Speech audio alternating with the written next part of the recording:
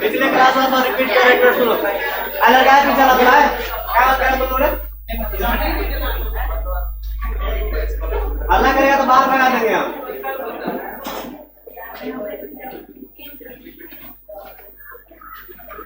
चलो सुनो तो हमने क्या क्या बात किया था रिपीट करने के बाद देखो तो हमने सेकेंड चैप्टर स्टार्ट किया था। बात करेगा फिर पूछना स्टार्ट करेंगे हम। चलो सुनो हमने पिछले क्लास में नया चैप्टर स्टार्ट किया था। मतलब नया चैप्टर पर हम लोग second chapter structure of atom, परमाणु की बनावट है ना, संरचना के बारे में बात करते हैं। परमाणु कैसा दिखता है ना। तो सबसे पहले मैंने एटम का डेफिनेशन देखा था। ठीक है, एटम के अंदर में इलेक्ट्रॉन, प्रोटॉन और न्यूट्रॉन होता है, वो मैंने देखा था। लेकिन मैंने डेफिनेशन बताया था, डिस्कवरी नहीं बताया था। इसके बाद मैंने डिस्कवरी स्टार्ट किया कि इलेक्ट्रॉन का डिस्कवरी कैसे हुआ था। तो 1897 ईस्वी में जेएफ थॉम्सन के द्वारा कराया गया था ना। जेएफ थॉम्सन के द्वारा इलेक्ट्रिक डिस्चार्ज ट्यूब एक्सपेरिमेंट किया था। उन्होंने देखा था मेटल के रॉड में से पार्टिकल निकल रहा था। उस पार्टिकल को क्या बोला गया था? इलेक्ट्रॉन बोला गया। और उस बहुत सारा पार्टिकल जो इलेक्ट्रॉन जो था हमारा, वो कहाँ मूव कर रहा था? कैथोड से एनोड की तरफ मूव कर रहा था। तो उसको क्या बोलते थे हम लोग? कैथोड रेज के नाम से जानते थे। अब वो जब जिंक सल्फाइड के प्लेट पे स्ट्राइक करता था तो कैसा कलर निकलता था? येलो कलर निकलता था, है ना। अब उसके बाद मैंने बहुत सारे टर्म के बारे में बात किया था।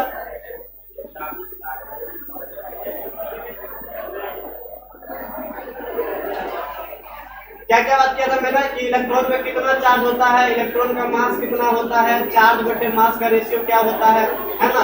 इन सब चीजों के बारे में बात किया था। अगले क्लास जस्ट पिछले क्लास में मैंने क्या बात किया था? Discovery of proton. क्या बात किया था मैंने? Discovery of proton. Discovery of proton कैसे किया गया था? तो 1917 ईस्वी में ई गोल्डस्टीन के द्वारा कराया गया था ना। प्रोटॉन का डिस्कवरी किसके द्वारा कराया गया था? ई गोल्डस्टीन के द्वारा 1917 ईस्वी में। उन्होंने सेम सेटअप लिया था जो सेटअप जो लिया था, जो कौन लिया था? हमारा जेएफ थॉम्सन ने सेम सेटअप को रिपीट किया था। बस उसमें क्या किया था कि गैस का अमाउंट को बढ़ा दिया। क्या बढ़ा दिया था उन्होंने? गैस का अमाउंट। गैस का अमाउंट बढ़ाने से फायदा क्या हुआ था पता है? कि इलेक्ट्रॉन जो इधर ट्रेवल कर रहा था वो गैस मॉलिक्यूल को हिट कर रहा था। रास्ते में गैस मॉलिक्यूल होगा तो इधर से जो कैथोड से जो इलेक्ट्रॉन बाहर निकल रहा था, वो इलेक्ट्रॉन के पास क्या होता है? काइनेटिक एनर्जी होता है। तो वो एनर्जी क्या करता है? वो अपनी एनर्जी के साथ क्या करता है? गैसियस मतलब गैसेस मॉलिक्यूल से टकराता है और गैस को क्या कर देता है? वो आयनाइज कर देता है, आवेशित कर देता है। मतलब गैस का इलेक्ट्रॉन को बाहर निकाल देगा और जो बीच में जो न्यूक्लियस जो बचा हुआ वो न्यूक्लियस किधर खींचा हुआ जाता है? इस साइड में एनोड की तरफ आ जाता है। मतलब इलेक्ट्रॉन जाता है उधर और उसका जो न्यूक्लियस जो बचता है गैस का, इलेक्ट्रॉन तो बाहर निकल गया, बचा क्या? न्यूक्लियस वगैरह। तो न्यूक्लियस किधर खींचता हुआ जाता है? एनोड साइड की तरफ। तो इसलिए इसको क्या बोलते हैं हम लोग? एनोड रेज के नाम से जानते हैं। इधर जा रहा था तो बोलते थे कैथोड रेज, इधर आ रहा था क्या बोलते थे हम? एनोड रेज बोलते थे। अब बताओ तो वो हमारा जो एनोड रेज था वो किन चीजों से बना हुआ होता है? तो हम बोलते हैं गैसेस आयन से बना होता है। वो प्रोटॉन हो भी सकता है, नहीं भी हो सकता है। केवल हाइड्रोजन गैस के केस में वो क्या था? हमारा प्रोटॉन था। अदरवाइज वो प्रोटॉन नहीं था, उसको क्या बोलते हैं हम लोग? गैसियस आयन बोलते हैं। तो एक बहुत अच्छा क्वेश्चन क्या बनता है कि जो हमारे पास कैथोड रेज होता है वो किन से बना होता है? इलेक्ट्रॉन से बना होता है कैथोड रेज। जबकि एनोड रेज का बात करेंगे तो नहीं बोलना होगा प्रोटॉन से बना होता है, वो किन से बना होता है? गैसियस आयन से बना होता है। इसके बाद मैंने बोला था क्या एनोड रेज को हम क्या बोलते हैं? कैनाल रेज के नाम से भी जानते हैं। ठीक है, वो जब जिंक सल्फाइड के प्लेट पे स्ट्राइक करता है कैसा कलर निकलता है? वहां पे रेड कलर निकलता है। ठीक है, इसके बाद मैंने क्या किया था? एनोड रेज का कुछ प्रॉपर्टी के बारे में बात किया था। लगभग ना उसका प्रॉपर्टी कैथोड रेज से ही मिलता है। मूविंग पार्टिकल है तो उसके पास काइनेटिक एनर्जी होगा, है ना। उसके रास्ते में कोई गैस मॉलिक्यूल होगा तो किसी को आयनाइज कर सकता है। ठीक है, एनोड रेज था जो छोटे छोटे पार्टिकल से बना हुआ था, जिसको मैंने क्या बोला था? गैसियस आयन बोला था, है ना। और क्या बोला था? जब उसको हम इलेक्ट्रिक फील्ड अप्लाई करते हैं तो अपने रास्ते से क्या करता है? डिविएट कर जाता है, डिफ्लेक्ट कर जाता है। मैग्नेटिक फील्ड में भी क्या करता है? अपने रास्ते में वो डिफ्लेक्ट कर जाता है। जब वो जिंक सल्फाइड के प्लेट पर स्ट्राइक करता है तो फ्लोरोसेंट निकालता है, मतलब कुछ ग्लो निकालता है जो कि रेड कलर का था हमारा। और क्या सब लिखा है उसमें? शायद इतना कुछ लिखा था ना। ठीक है, आज हम बात करेंगे जैसे मैंने कैथोड रेज के बारे में बात किया था वहां पे कि हम अगर मान लो रॉड मटेरियल को या गैस को चेंज करते हैं तो कैथोड रेज के प्रॉपर्टी में कोई फर्क नहीं पड़ता था वहां, है ना। तो हम सेम कहानी यहाँ पर भी रिपीट करने वाले हैं कि क्या हम रॉड मटेरियल को या गैस को चेंज कर देंगे तो क्या एनोड रेज के प्रॉपर्टी में कोई चेंज होगा। ऐसा क्वेश्चन आता भी है तो चलो वहां से स्टार्ट करके पहले लिखेंगे फिर समझाएंगे। जितना तक पढ़ाए थे क्या उत्तर था, क्लियर है सबको। देखो इस सब में ना याद क्या रखना, केवल जो पॉइंट नोटेड करके लिखा है ना बस वो पॉइंट से याद रख लेना। इतना मैंने लैंग्वेज का यूज किया वो लैंग्वेज याद नहीं करना, केवल समझना है। एग्जाम में तुमको लिखने के लिए नहीं बोलेगा, ठीक है। ऑब्जेक्टिव में क्वेश्चन सब आता है, बोलेगा क्या इलेक्ट्रॉन का डिस्कवरी किसने किया था, कितने ईस्वी में किया था, इलेक्ट्रॉन पे कितना चार्ज होता है, इलेक्ट्रॉन का मास कितना होता है, ठीक है, कैथोड रेज किन चीजों से बना होता है, एनोड रेज क्या होता है, ये सब पूछेगा। तुमको वो पूरा नहीं पूछा है कहानी कि जे थॉमसन ने कैसे डिस्कवरी किया, वो सब नहीं पूछता है, ठीक है। वो जो नोटेड पॉइंट था वो पूछता है। चलो अब हेडिंग डालते हैं आगे। अब बात करते हैं हम some important point related to anode rays. तो पहले लिखो हम फिर समझाएंगे। लिखो तो हेडिंग डालो तो ऊपर में, उसी के आगे लिखना है।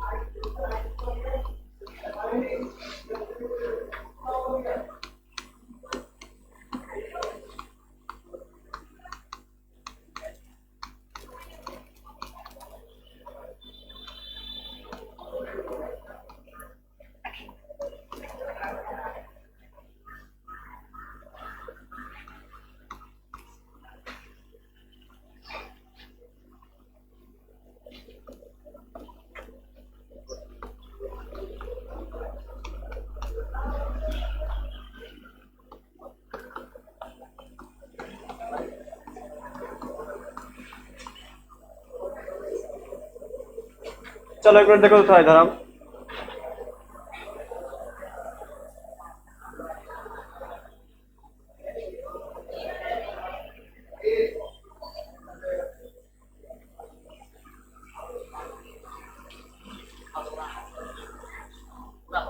चलो सुनो, पिछले क्लास में मैंने एनोड रेट के बारे में आज खत्म हो जाएगा, तो 4 पॉइंट मैंने लिखा है। इसके बाद हम न्यूट्रॉन का डिस्कवरी के बारे में बात करेंगे। चलो 4 पॉइंट क्या, जैसे वहां पे बात किया था ना कि कैथोड रेस में हम क्या करते हैं, रॉड मटेरियल को चेंज करते हैं या गैस को चेंज करते हैं, तो वहां पे कोई फर्क नहीं पड़ता था ना, कोई फर्क नहीं पड़ता था, मतलब चार्ज बटे जो मास का रेशियो था हमेशा क्या था वहां पे बराबर आता था। लेकिन यहाँ पे कुछ चेंज करेगा, चलो देखते हैं हम थोड़ा इधर। अगर बात करेंगे, मान लो देखो ऑब्जेक्टिव में कैसे पूछा है कि on changing of gases molecule या rod of metal property of anode rays, 4 option दे देगा, will be change, will not be change, remain constant या नन ऑफ दिस, ऐसा करके ऑप्शन आ सकता है। तो वहां पे जब हम क्या करते थे, जब कैथोड रेज का डिस्कवरी किया था मैंने, तो वहां पे चेंज क्या करता था, हमारा नहीं करता था, प्रॉपर्टी हमेशा सेम रहता था। कोई भी रॉड मटेरियल हम लेते थे तो इलेक्ट्रॉन निकलता था बाहर, और वहां पे चार्ज बटे मास का रेशियो या कोई भी प्रॉपर्टी के बारे में अगर बात करते थे तो वो चेंज नहीं करता था। लेकिन यहाँ पे चेंज करेगा, समझाते हैं सुनो। जैसे मान लो ऑन चेंजिंग ऑफ गैसेस, अगर हम गैस को चेंज कर देते हैं, ठीक है, या रॉड मटेरियल को चेंज करते हैं, या रॉड मटेरियल को चेंज करने ज्यादा कोई फर्क नहीं पड़ेगा हमारा, हम गैस मॉलिक्यूल को चेंज करेंगे तो क्या होगा, सुनो यहाँ पे, on changing of gas molecule property of anode rays will be change. Anode rays का प्रॉपर्टी जो होता है वो चेंज कर जाता है। कैसे चेंज करेगा समझाते हैं, सुनो। जैसे मान लो हम इसमें हाइड्रोजन गैस भर, कौन सा गैस भरते हैं मैंने, हाइड्रोजन गैस, तो इलेक्ट्रॉन तो इधर से आता ही आता है, ये इलेक्ट्रॉन इसको हिट करेगा, इसका इलेक्ट्रॉन को बाहर निकाल देगा और ये क्या हो जाएगा, आवेशित हो जाएगा। हमको ये बात पता होना चाहिए कि हाइड्रोजन के पास न्यूट्रॉन नहीं होता है, केवल क्या होता है, सेंटर पे प्रोटॉन होता है। ये हम आगे बताएंगे, अगले क्लास में आ जाएगा। अब देखो तो इसके पास केवल पॉजिटिव चार्ज है, प्रोटॉन है, तो बताओ ये प्रोटॉन किधर मूव करेगा, हमारा एनोड की तरफ मूव करेगा। मतलब ये हमारा पे एनोड से कहां मूव करेगा, ये कैथोड की तरफ। ये एनोड से इधर जा रहा है, ये कैथोड से इधर आ रहा है, तो इसको हम बोलते हैं एनोड रेज। अब तुम बताओ तो ये हमारा एनोड रेज अभी है, तो इसमें क्या है, केवल अभी पॉजिटिव चार्ज है, अभी फिलहाल क्या इस पे पॉजिटिव चार्ज है, ये हाइड्रोजन का। अगर हम हीलियम का ले लेते हैं, अगर हम हीलियम का ले लेते हैं, मान लो हीलियम एटम मैंने ले लिया, तो हीलियम के अंदर में क्या होता है, 2 प्रोटॉन और 2 न्यूट्रॉन। हीलियम के अंदर में क्या होता है, जितना देखो हीलियम के अंदर में होता है 2 प्रोटॉन और 2 न्यूट्रॉन, ऐसे भी समझो, इसमें एक ही तो प्रोटॉन है। जब हीलियम एटम, हीलियम गैस ले लेंगे हम, तो उसके अंदर में 2 प्रोटॉन और क्या होता है, 2 न्यूट्रॉन।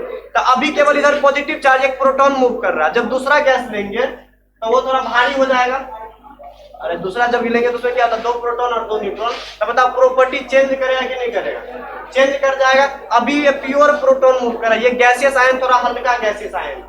और जब मान लो हीलियम का गैस ले लेंगे तो 2 प्रोटॉन और 2 न्यूट्रॉन थोड़ा भारी हो जाएगा, जब दूसरा मान लो हीलियम के बाद कोई दूसरा और क्लोरीन गैस ले लेते हैं तो क्लोरीन गैस और भारी हो जाएगा हमारा, है ना।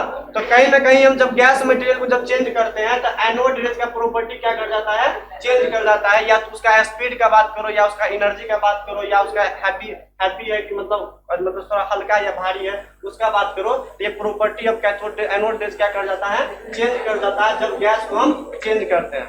क्या उस समय में चेंज कर रहा था कुछ भी प्रॉपर्टी, वहां पे चेंज नहीं करते, ये बात याद रखना। On changing of gas molecule या rod of metal property of anode rays will be change कर जाता है, सही है।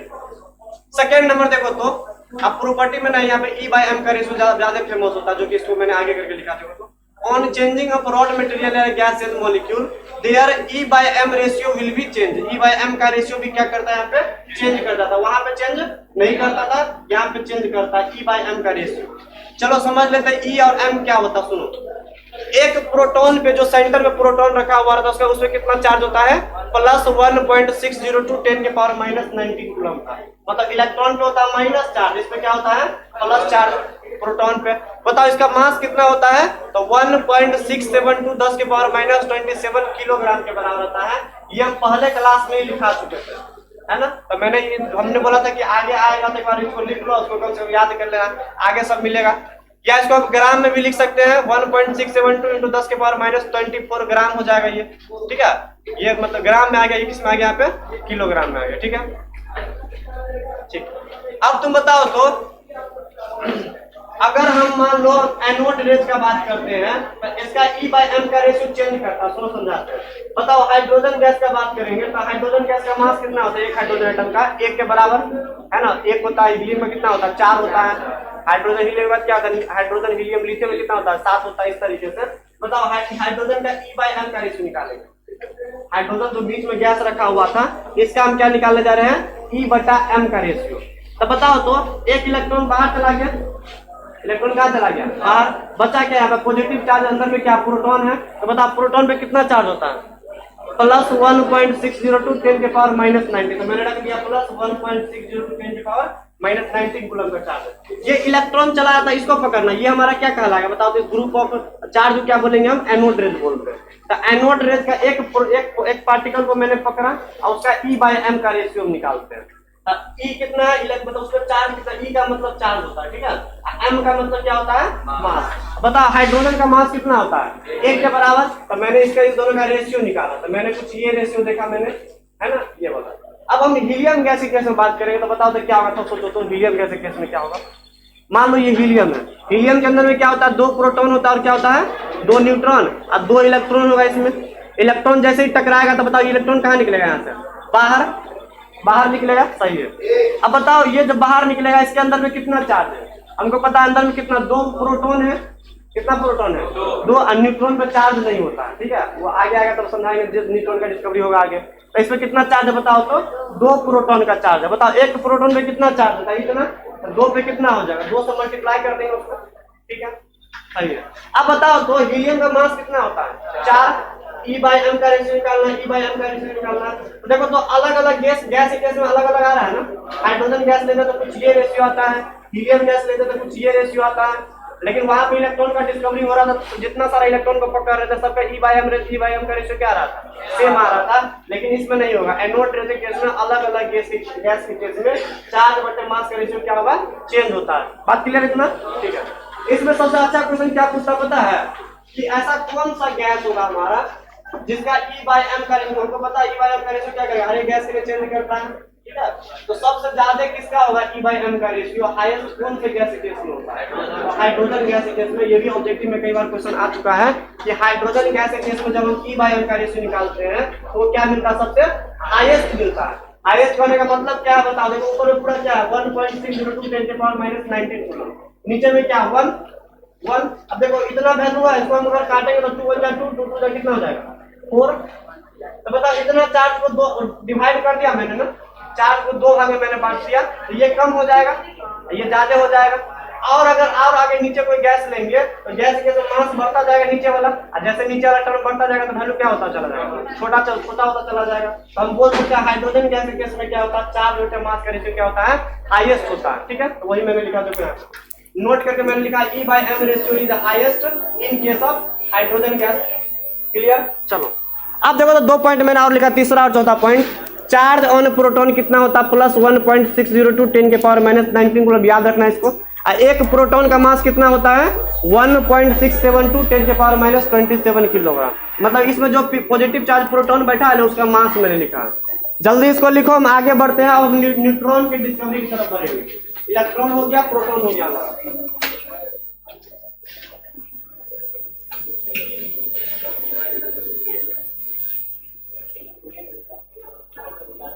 एक, दो या तीन और चार ऊपर लिखा हुआ।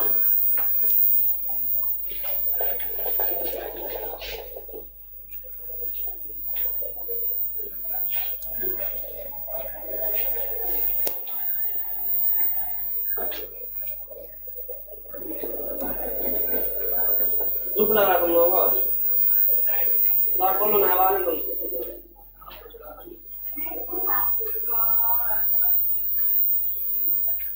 धूप लगा तो बंद करो। धूप लगा तो बंद करो।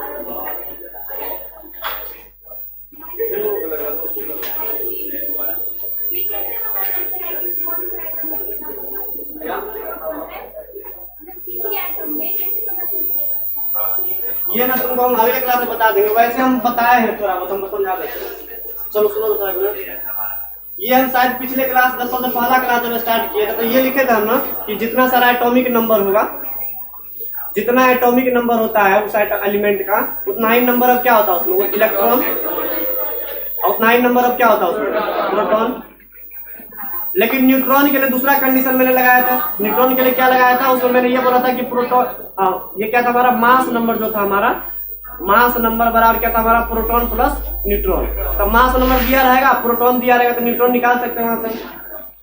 तो अब एक बात बताओ, तो हाइड्रोजन का एटॉमिक नंबर 1 है। हाइड्रोजन का एटॉमिक नंबर कितना है? 1। तो एटॉमिक नंबर 1 है, तो जितना एटॉमिक नंबर होगा उतना ही नंबर ऑफ क्या होगा? इलेक्ट्रॉन। तो बताओ नंबर ऑफ इलेक्ट्रॉन हाइड्रोजन में कितना होता है? 1। अगर नंबर ऑफ इलेक्ट्रॉन 1 है तो उसी के बराबर क्या होता है? Number of proton. प्रोटॉन भी कितना होगा? 1 के बराबर। ठीक है। अब तुम बताओ तो मास नंबर कितना होता है हाइड्रोजन का? 1 के बराबर। ठीक है, 1 बराबर। बताओ प्रोटॉन मैंने कितना बोला है? 1। तो बताओ 1 प्रोटॉन है तो बताओ न्यूट्रॉन कितना होगा? 0, क्योंकि दोनों का सम किसके बराबर था? प्रोटॉन और न्यूट्रॉन के बराबर। मैंने बोला प्रोटॉन अगर 1 है तो न्यूट्रॉन कितना होगा इसमें?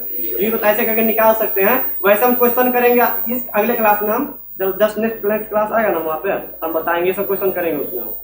ठीक है, वैसे लिखा चुके फॉर्मूला, एक बार और बताएंगे हम अगले क्लास में। चलो सब लिख लिया बोला।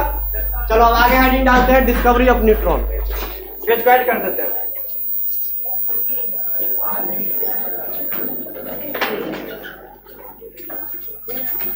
चलो हेडिंग डालो तो।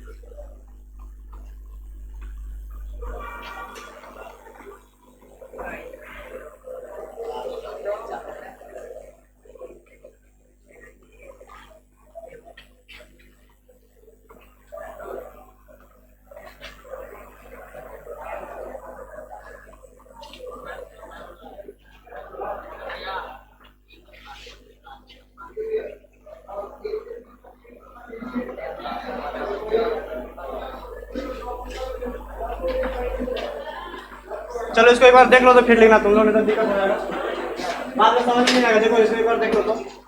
चलो सुनो, देखो बुक में ना एनसीईआरटी ज्यादा न्यूट्रॉन के बारे में बात नहीं किया है, थोड़ा बहुत वो इन्फॉर्मेशन दिया था तो मैंने लिखा, देखो तो क्या है ये।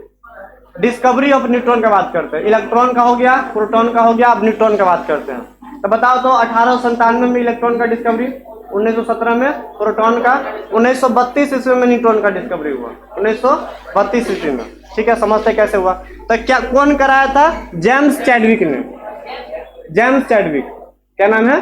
James Chadwick. वहां पे था जे थॉमसन, इसके बाद ई गोल्डस्टीन, अब क्या है यहाँ पे? जेम्स चैडविक ने। हु डिस्कवर्ड न्यूट्रॉन इन 1932, एक fundamental particle of atom, atom का सब एटॉमिक पार्टिकल न्यूट्रॉन का जो डिस्कवरी हुआ था 1932 ईस्वी में जेम्स चैडविक के द्वारा कराया गया था, है ना, डिस्कवरी हुआ था। जेम्स चैडविक साइंटिस्ट का नाम है। कब हुआ था ये? After discovery of electron and proton, electron proton के डिस्कवरी के बाद हुआ था। वैसे तुम ईस्वी से भी समझ सकते हो, 1932 से वो। उन्होंने क्या किया था सुनो, उन्होंने क्या किया था, अल्फा पार्टिकल को। अब ये अल्फा पार्टिकल क्या होता है तो समझाते हैं, सुनो। ये अल्फा पार्टिकल क्या होता है, हीलियम जो होता है ना, हीलियम जो मेरे पास जो जिसका एटॉमिक नंबर 2 होता है, हाइड्रोजन के बाद क्या आता है, हीलियम। तो हीलियम में से क्या करते हैं, जब हम उसमें से ना इलेक्ट्रॉन को जब हम बाहर निकाल लेते हैं, हीलियम में क्या होता है बताओ तो। हीलियम का एटॉमिक नंबर अगर 2 है, हीलियम का अगर एटॉमिक नंबर 2 है तो बताओ कितना नंबर ऑफ इलेक्ट्रॉन होगा, 2 के बराबर। नंबर ऑफ प्रोटॉन कितना होगा, 2। और उसका नंबर ऑफ न्यूट्रॉन कितना होगा, तो अगर ये 2 है तो हमको 4 पूरा ना तो कितना हो जाएगा, ये 2 के बराबर, यानी सब 2 2 2 होगा। देखो ऐसे भी चेक करना, number of electron 2, number of proton 2, और नंबर ऑफ प्रोटॉन अगर 2 है तो 2 यहाँ पे रख दो।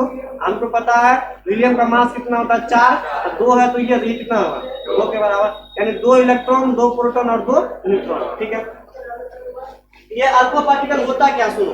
हीलियम एटम में से, हीलियम एटम को ऐसे भी लिख सकते हैं हम लोग, इसका एटॉमिक नंबर 2 होता है और मास नंबर कितना होता है, 4 के बराबर। इसका सिंबल एक बार लिखना सिखाए थे, एटॉमिक नंबर को नीचे रखते हैं और मास नंबर को ऊपर रखते हैं। तो 2 एटॉमिक नंबर, 4 मास नंबर है।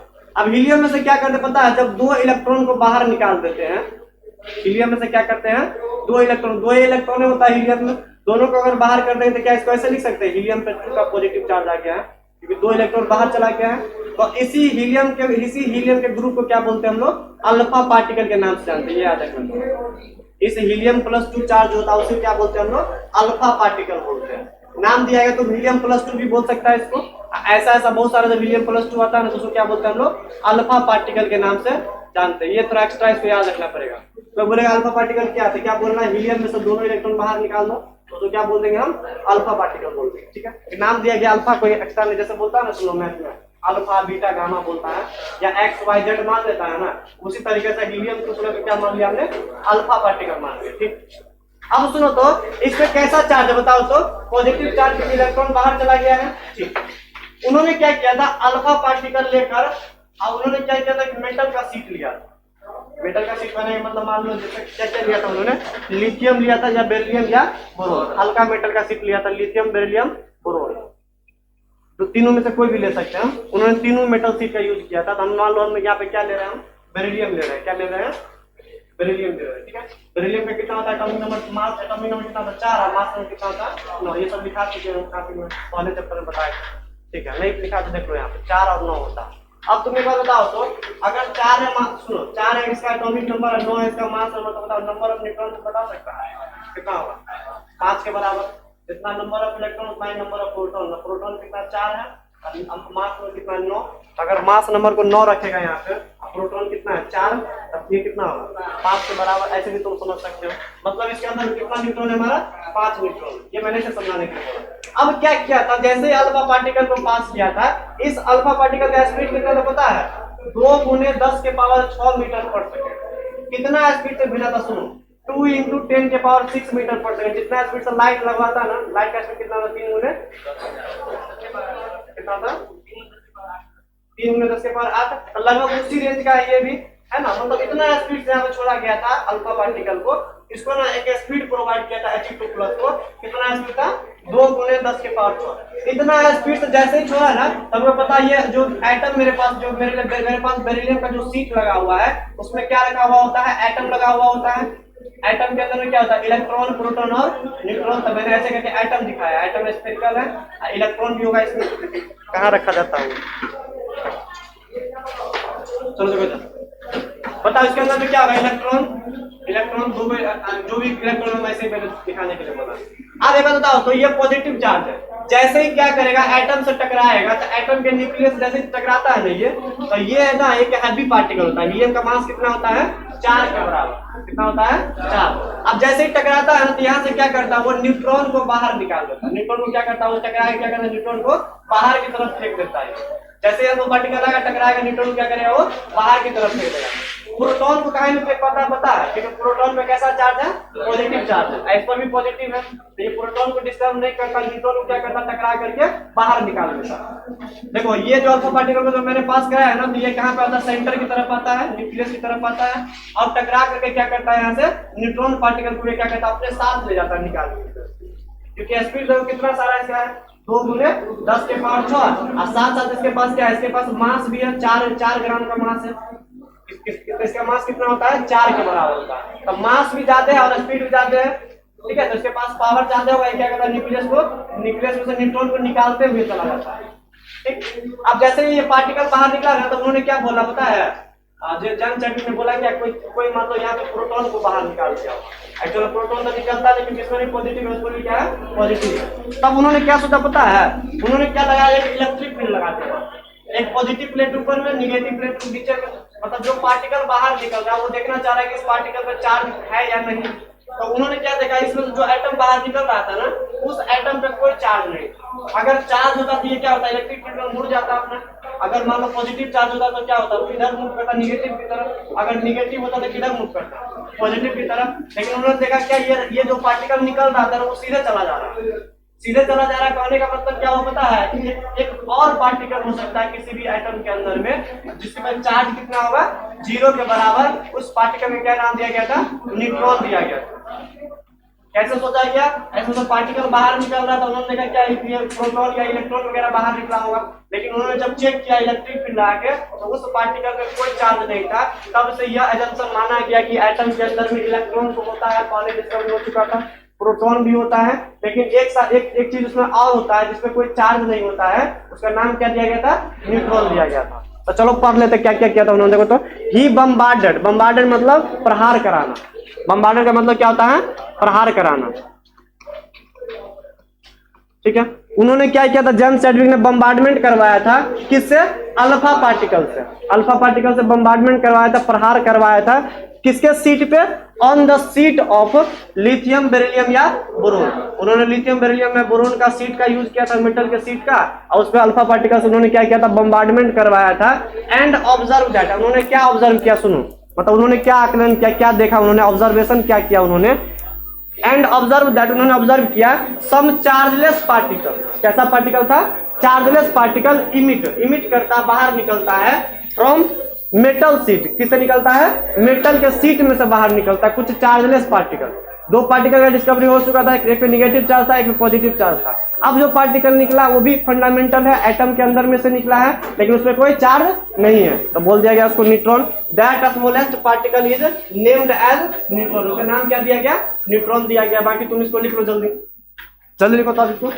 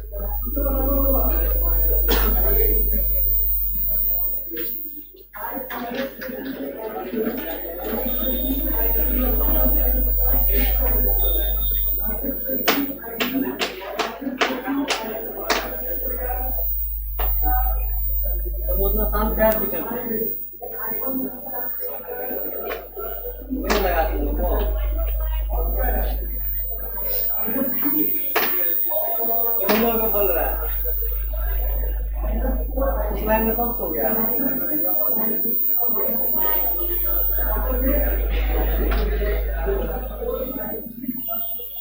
देखिए तो पीछे में सो रहा था,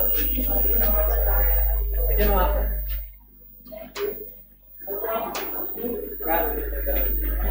दो इलेक्ट्रॉन मैंने बाहर निकाल दिया, तो बाहर निकालेगा Chi2+ हो जाएगा। माइनस करने मतलब निकल गए। आए शांत रहो, एक मिनट सुनो। तो जैसे वहां पे ग्रुप ऑफ इलेक्ट्रॉन जो मूव कर रहा था तो क्या बोलते थे उसको हम कैथोड रेज बोलते थे, है ना। और ग्रुप ऑफ जब प्रोटॉन मूव कर रहा था या गैसेस आयन मूव कर रहा था तो क्या बोलते थे एनोड रेज। जब न्यूट्रॉन का ग्रुप मूव करता है ना, कोई नाम स्पेशल नहीं दिया हुआ है तो उसके फंडामेंटल पार्टिकल न्यूट्रॉन ही तुम पता रखना, ठीक है। उसका कोई ग्रुप का नाम नहीं दिया गया है। जैसे कैथोड रेज और एनोड रेज बोलते थे ना, तो वैसे इसका कोई नाम नहीं दिया, सीधे क्या बोलते हैं न्यूट्रॉन बोलते हैं। क्या बोलते हैं न्यूट्रॉन। तो दिमाग में गलत फहमी नहीं रखना। हाँ हैवी होना चाहिए, रख सकते हैं, लेकिन वो हैवी होना चाहिए और साथ में उसके पास स्पीड भी होना चाहिए। ये ऐसा गैस था ना जिसके पास मास भी था और उतना स्पीड के साथ जा भी चुका था। दोनों होना चाहिए, मतलब मास और स्पीड। तभी तो वो स्पीड से, जैसे मान लो छोटा सा पत्थर मेरे पास, इतना सा पत्थर है और हम फेंक सकते तो ज्यादा स्पीड से भी जाना चाहिए वो क्या इफेक्टिव भी होना चाहिए। तो ये हमारा इफेक्टिव भी था जो उसको देखते हुए चल जा रहा था, ठीक है। अब बड़ा वाला आइटम लेंगे तो वो ज्यादा इफेक्टिव नहीं होता, उतना भारी होता है, स्पीड से नहीं चल पाता, ठीक है। यही देखते हैं। अभी शांत रहो, कौन गैस का नाम बोले? बाद में बात करते, पानी को कॉल।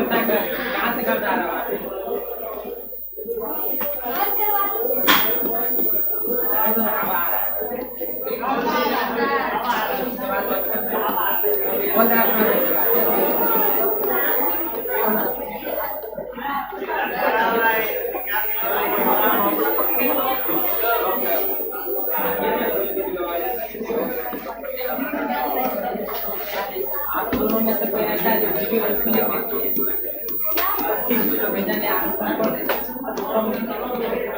कौन सा नंबर पे है? पूरा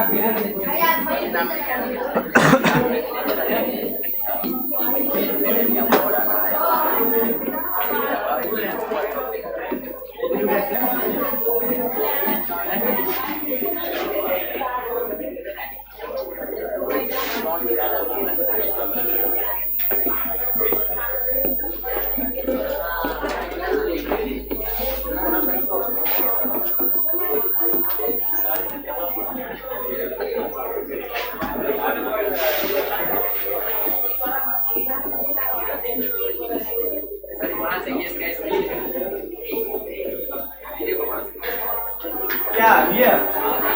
अरे ये इसका स्पीड मैंने लिखा 2 × 10 के पावर 6। मास को लिख दिया आप, हैवी मास लिखते हो।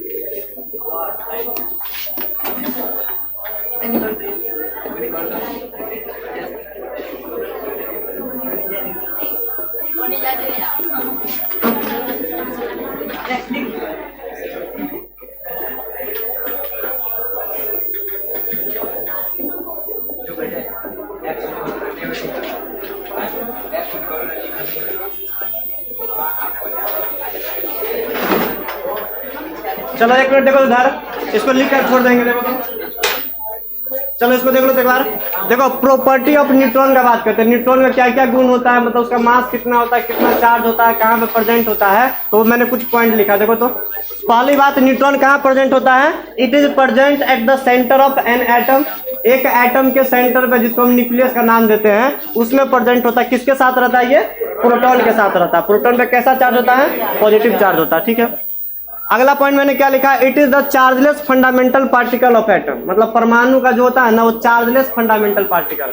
फंडामेंटल कहने का मतलब एटम बनाने में क्या सब यूज किया जाता है, इलेक्ट्रॉन, प्रोटॉन और न्यूट्रॉन। फंडामेंटल मतलब ये होता है किसी को बनाने के लिए क्या यूज करते हैं हम लोग। जैसे बोलते हैं घर का फंडामेंटल क्या है, घर को बनाने का बेस क्या है, हम लोग बोलते हैं ईंटा होता है, गिट्टी होता है, मिट्टी होता है, ये सब होता है। तो एटम का बेस क्या हमारा, इलेक्ट्रॉन, प्रोटॉन और न्यूट्रॉन। तो हम ऐसा नहीं बोल सकते कि it is the chargeless fundamental particle of atom. Atom को बनाने वाला कैसा पार्टिकल है, ये चार्जलेस फंडामेंटल पार्टिकल है, ठीक है। Second point, it is the heaviest fundamental particle of an atom. एक एटम का जो होता है ना सबसे भारी भरकम फंडामेंटल पार्टिकल है। इलेक्ट्रॉन होता है, प्रोटॉन होता है और न्यूट्रॉन होता है। तीनों में ना सबसे ज्यादा मास किसका होता है, न्यूट्रॉन का होता है, याद रखना। बताओ तो इलेक्ट्रॉन का मास कितना था, 9.1 10 के पावर -31 किलोग्राम, माइनस में 31 था, मतलब सबसे हल्का तो होगा इलेक्ट्रॉन हमारा। पता प्रोटॉन का मास कितना था, 1.672 था ना, वहां पे 1.672 था वहां पे। यहाँ पे क्या 1.674 होता है, कुछ ज्यादा होता है तो बोल सकते सबसे हैवी है ये, है ना। तो it is the heaviest fundamental particle. तो 3 पॉइंट इसका मैंने लिख दिया है। ये चार्जलेस होता है, हैवीएस्ट होता है, और कहाँ प्रेजेंट होता है, at the centre of atom, जिसको हम न्यूक्लियस बोलते हैं, और प्रोटॉन के साथ प्रेजेंट होता है। जल्दी नोट करो दोस्तों। और क्या बोल रहे थे, कोई बोल रहे थे, बोलो क्या बोल रहे हो?